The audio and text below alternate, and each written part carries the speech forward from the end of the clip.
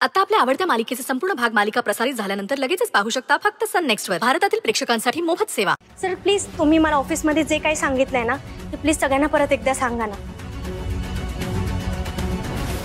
Sir सगळ्यांना please सांगा की सर्टिफिकेट वगैरे सगळं खोटं आहे म्हणून.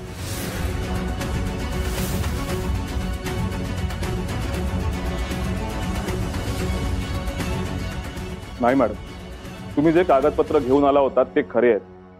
तुमचं आणि विक्रमचं लग्न झालंय.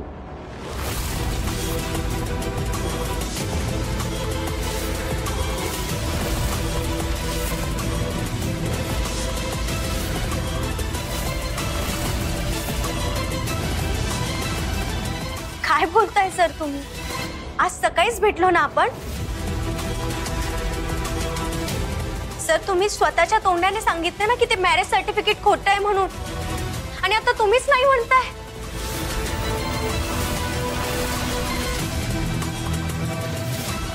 मी असं का म्हणेन? मी तुम्हाला क्लिअरली सांगितलं होतं की सगळी कागदपत्र खरी आहेत आणि तुमचं आणि विक्रमचं कायदेशीररित्या लग्न झालेलं आहे. सर माझं जर लग्न झालंय हे मला माहित नाही असं कधी होईल का?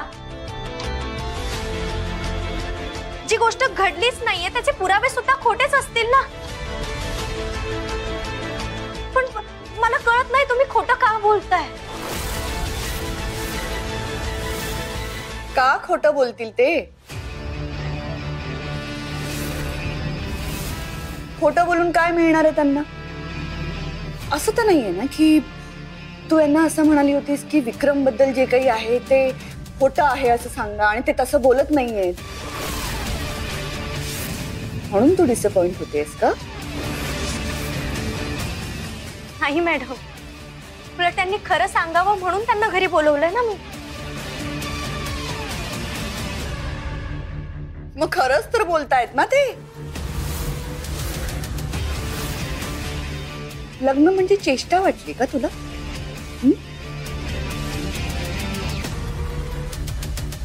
आणि कोणालाही लग्नाच्या बाबतीत असं खोटं बोलायला भाग पाडणं हा गुन्हा असतो. आणि तू त्यांना खोटं बोलायला भाग पाडत असशील तर पोलीस तुला नक्कीच घेऊन जातील आणि यावेळी तुला प्रोटेक्ट करायला कोणीही येणार नाही. पण मॅडम मी खोटं नाही बोलत आहे. त्यांनी स्वतःहून सांगितलंय की ते सर्टिफिकेट खोटं आहे म्हणून, आणि आता तेच का नाकारतायत ना मला कळत नाहीये. हे बघा सर, प्लीज तुम्ही खोटं बोलू नका. तुमच्या खरं बोलण्यावर ना माझं पुढचं आयुष्य अवलंबून आहे. प्लीज खरं काय ते सांगा. हे पहा मॅडम, सकाळी मी जे ऑफिसमध्ये सांगितलं तेच आता सांगतोय आणि मी माझ्या नोकरीशी इमानदार आहे. मी माझं उत्तर का फिरवू? सर जर तुम्ही मला ऑफिसमध्ये तेच सांगितलं असतं तर मी तुम्हाला इथे घरी बोलवलं असतं का? मी इथे स्वतःला सिद्ध करण्यासाठी धडपडते. तुम्ही माझी मदत करायची सोडून माझ्या अडचणी का वाढवताय? आणि सर तुम्ही स्वतःहून म्हणालात ना की हे सर्टिफिकेट खोटं आहे, आपण विक्रमच्या विरोधात पोलीस कंप्लेंट करूयात म्हणून. आणि तुम्ही इव्हन हे पण म्हणालात की मी तुमच्या मुलीसारखी आहे, तुम्ही माझी मदत करायला तयार आहात. मग आता हे सगळं का आणि कशासाठी चालू आहे? हे बघा मॅडम, मी असं काहीच म्हणालो नव्हतो. उलट मीच तुम्हाला म्हणालो होतो की जे खरं आहे ते खोटं प्रूव्ह करायचा प्रयत्न तुम्ही का करताय? सर मी आज तुम्हाला सांगितलं होतं की नाही मी सगळ्यांसमोर सत्य आणणार आहे म्हणून. मी एवढी खुश होते, मला वाटलं होतं सगळ्यांच्या मनातल्या शंका दूर होतील, भैरवी मॅडमला सुद्धा माझ्यावर विश्वास बसेल. पण मला कळत नाहीये हे खोटं का बोलतायत. सई मला माहितीये तुम्ही खोटं बोलत नाही, पण पुढे ऑफिसर तरी इथे येऊन असं का बोलतील?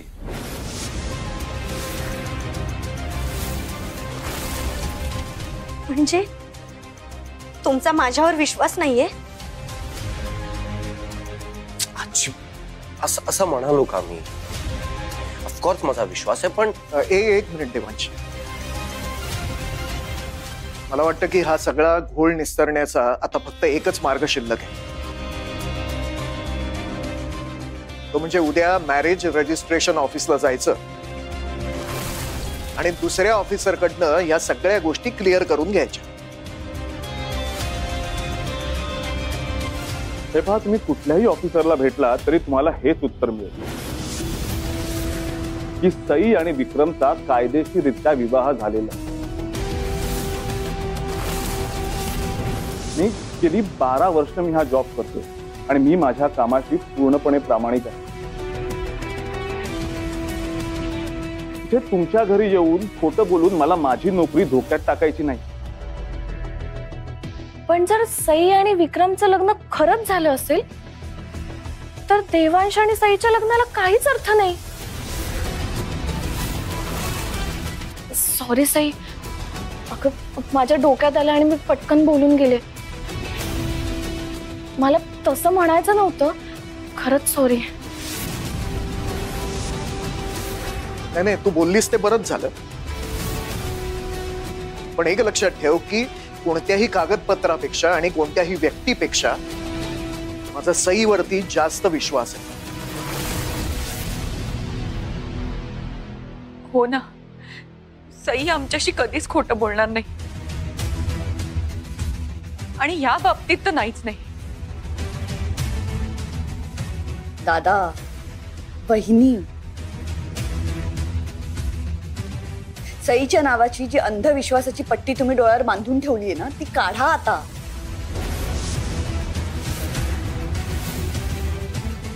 आय नो त्या विक्रमवर तुमचा विश्वास नाहीये, पण आपल्या समोर एक ऑफिसर उभा आहे.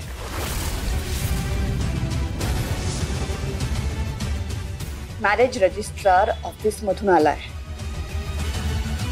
तो विक्रम खोटं बोलतोय की खरं बोलतोय हे या व्यक्तीपेक्षा आणखीन बेस्ट कोण सांगू शकतं. त्यामुळे यांच्यावर विश्वास न ठेवणं हा आपला मूर्खपणा असेल. जी सई आहे ना, तीच एक नंबरची फ्रॉड मुलगी आहे. हिने आपली फसवणूक केली आणि सगळ्यात मोठी फसवणूक केली आहे हिने माझ्या देवांशची.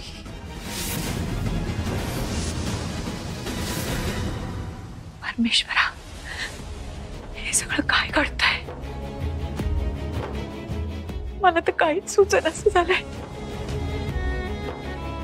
मी तुझ्याकडे माझ्या मुलाचं सुख मागते आणि तू त्याच्या अडचणी अजून अजून वाढवतोस. संकटाची रांगच लागलीये जणू. माझ्या देवाने कोणाचं काय वाईट केलंय म्हणून त्याला हे सगळं भोगावं लागतंय. आई आई प्लीज तुम्ही शांत व्हा, स्वतःला त्रास नका करून घेऊ. आणि सरांना काही होणार नाहीये. हा माणूस ना खोटं बोलतोय. तुम्ही सरांची काळजी करू नका, मी आहे ना सरांसोबत. तू देवांशच्या आयुष्यात आहेस हाच सगळ्यात मोठा प्रॉब्लेम आहे. तू त्याच्या आयुष्यातून निघून गेलीस ना तर सगळं नीट होईल. भैरवी, अगं काय बोलतेस तू हे? दादा दादा दादा प्लीज. हिने चॅलेंज दिलं होतं ना की ही स्वतःला निर्दोष सिद्ध करेल.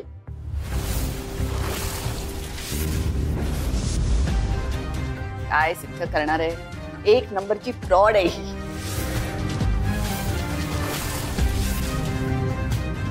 मी ना आधीच तुला सांगत होते की हिचं लग्न नको करूया आपण देवांची, पण नाही, त्यावेळी कोणी माझं ऐकलंच नाही. आता बघताय ना, नियतीने हिचा चेहरा सगळ्यांसमोर बरोबर आणला.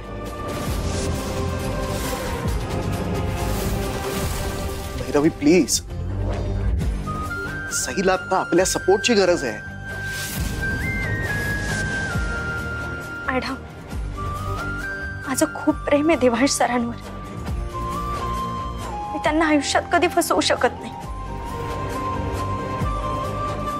बस बस सई, अगं अजून किती खोटं बोलणार आहेस तू? आता थोड्या वेळापूर्वी बोलली होतीस ना की थोड्या वेळ थांबा, तुमच्या सगळ्या शंका मिटतील. झाला थोडा वेळ आणि आमच्या सगळ्या शंका आता मिटल्या आहेत कम्प्लिटली. तू किती खोटारडी आहेस ना हे सगळ्यांसमोर आलेलं आहे. काय ना, 2 माणसांचं लग्न झालं ना की त्यांचं आयुष्य जोडलं जातं, पण तू इथे 2 लोकांचं आयुष्य बर्बाद केलंयस. दादा, वहिनी, तुम्हाला वाटतं ना ही मुलगी खूप साधी, सरळ आणि सालस आहे, तर असं नाहीये. ही 1 नंबरची खोटारडी आहे आणि फसवणारी मुलगी आहे.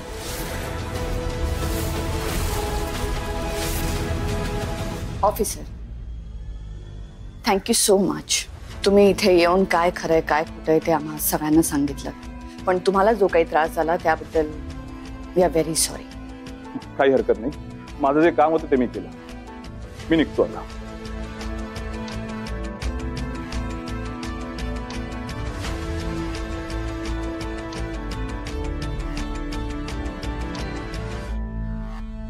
देवा,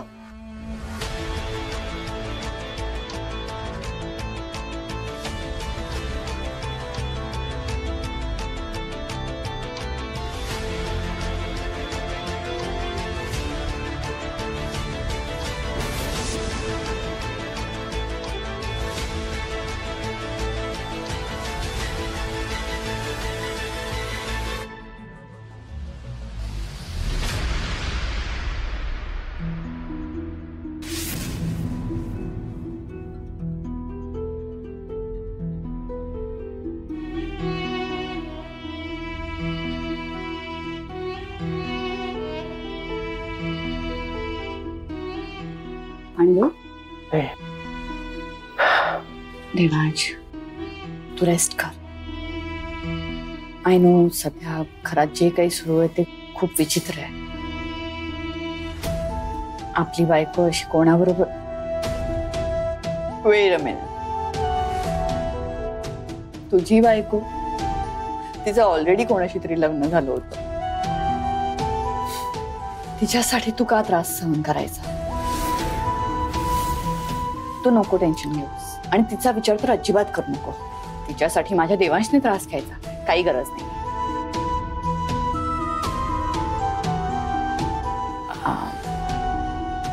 पाणी देऊ का तुला? नाही नको, मला काहीच नको.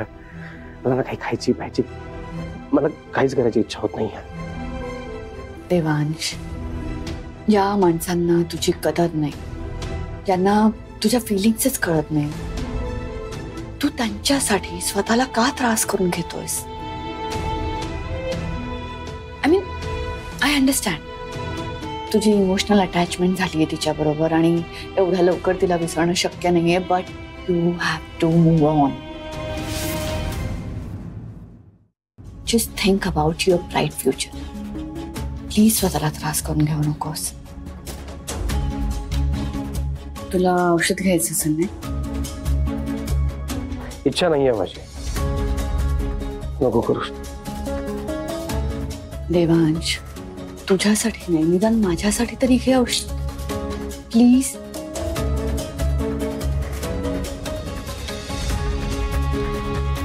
पटकन काढ ग.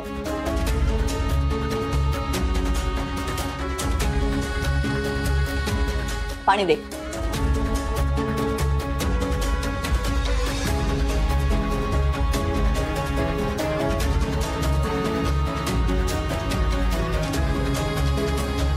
I am sorry Devansh. तू का सॉरी म्हणतेस मला आई? लहानपणापासून तुझ्या बाबतीत घेतलेला माझा प्रत्येक निर्णय करेक्ट होता. तुझ्या आयुष्यातला हा एवढा मोठा डिसिजन घेताना मी चुकले. एक एवढा मोठा डिसिजन चुकला आणि त्याची शिक्षा भोगतोयस तू. खरं तर ना हे सगळं मी थांबवू शकले असते, मला थांबवता आलं असतं, पण ना मी सगळं होऊ दिलं. आय एम व्हेरी सॉरी देवा, आय एम व्हेरी सॉरी. आई प्लीज, फर्स्ट ऑफ ऑल तू सॉरी म्हणू नकोस. तुझी काहीच चूक नाही आहे या सगळ्यात. प्लीज प्लीज माफी वगैरे मागू नको. त्यावेळी आराम करू का? मला ना मी फार दमलोय, टाकल्यासारखं वाटतंय. जरा वेळ पडू प्लीज. यू टेक रेस्ट आणि प्लीज ट्रस्ट मी, सगळं व्यवस्थित होईल. तू रेस्ट कर, मी बाहेर आहे, काही लागलंच तर मला आवाज दे.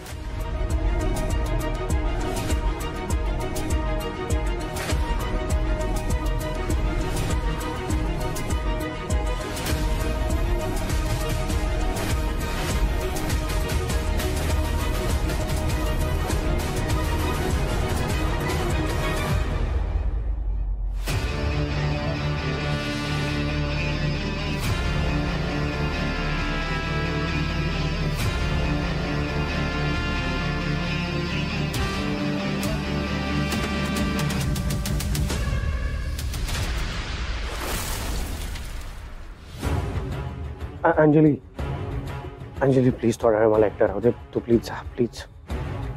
देवांश, मी काही त्रास नाही देणार आहे तुम्हाला. प्लीज मला थोडा वेळ थांबू दे इथे.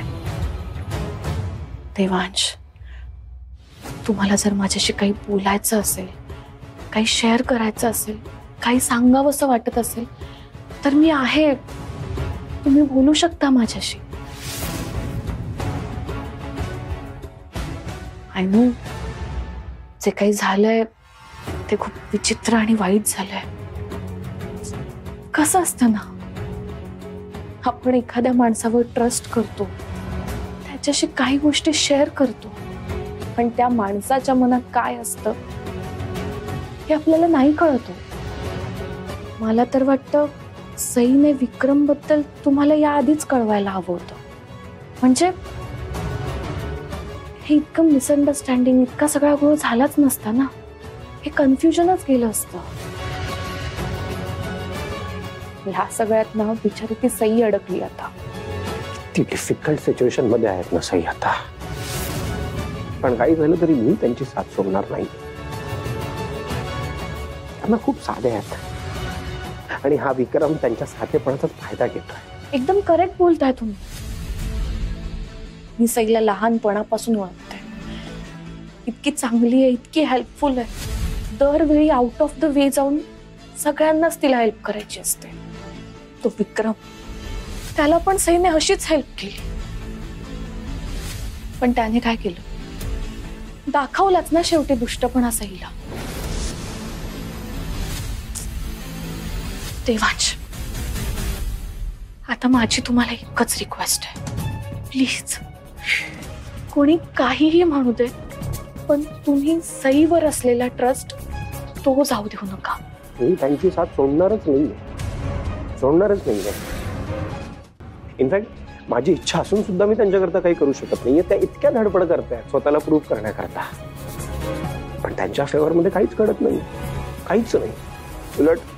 उलट त्यांचा त्रास आणखी आणखी वाढत चाललाय. मला इतके हेल्पलेस फील होतंय ना, मला सिरियसली कळत नाहीये, मला सुचतच नाही. Devansh, calm down, calm down. I think you need to give it some time. थोडा वेळ जाऊ दे. वेळेनुसार हळूहळू सगळ्या गोष्टी नॉर्मल होतील. ओके?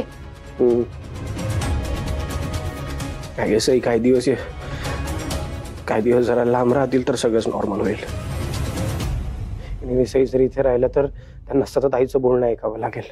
त्यांची काही चूक नसताना त्यांना सगळं सहन करावं लागेल. त्या जरा लांब राहतील तर हळूहळू सगळं नॉर्मल होईल. सगळ्यांनाच वेळ पण मिळेल विचार करायला आणि सगळ्यांची डोकी पण शांत होतील. हो, पण सई कशी राहील तुमच्यापासून? राहावं लागेल त्यांना अंजली, राहावं लागेल. हे सगळं जर सॉर्ट आउट करायचंय तर त्यांना काही दिवस माझ्यापासून लांब राहावं लागेल. आणि थोड्या दिवसाचाच प्रश्न आहे. काही दिवसात सगळं नॉर्मल होईल. अंजली, सईंची बॅग भरायला घे. काय बॅग? देवांश, नाही, मी नाही असं काही करणार. अंजली, तू बहीण आहेस ना सईंची. त्यांना होणारा त्रास सहन होतोय तुला? वाईट वाटतंय ना त्यांच्याकरता? मग मला कसं वाटत असेल याचा विचार करतेस? माझी बायको आहे ती, माझं किती प्रेम आहे तिच्यावर हे खूप चांगल्याने माहिती आहे सगळ्यांना. आणि मी ऑलरेडी हा डिसिजन मनावर दगड ठेवून घेतलाय. त्यांना काही दिवस या घरापासून, माझ्यापासून लांब राहावंच लागेल. प्लीज त्यांची बॅग भरायला लागेल. अँड यू नो व्हॉट, जर सईंनी आईला चॅलेंज केलं नसतं तर कदाचित मी आईची समजूत सुद्धा काढू शकलो असतो. पण त्यांनी सगळ्यांसमोर आईला चॅलेंज केलंय आणि आईला याचा खूप राग आलाय. आणि त्या ऑफिसरने येऊन सगळ्यांसमोर जे काही स्टेटमेंट केलंय त्याच्यामुळे हा सगळा मॅटर आणखी कॉम्प्लिकेटेड झालाय. हे कळतंय ना तुला? हो देवांश, पण तुम्हीच जर सईची साथ सोडलीत तर? मी फिजिकली सईंजवळ नाहीये याचा अर्थ मी त्यांची साथ सोडली असं नाही होत अंजली. हो पण सई ती कसं? Trust me Anjali, trust me. मी हे सगळं त्यांच्या चांगल्या करताच करतोय. आणि एनिवे तुला हेल्प करायची तुला माझी, मग प्लीज आता कर प्लीज. सईंची बॅग भरायला लागे. ऐक माझं, हे सगळं कन्फ्युजन दूर झालं की मी परत या घरात त्यांना मानाने घेऊन येईल. हो पण प्लीज प्लीज. ओके, तुम्ही म्हणताय तर करते मी.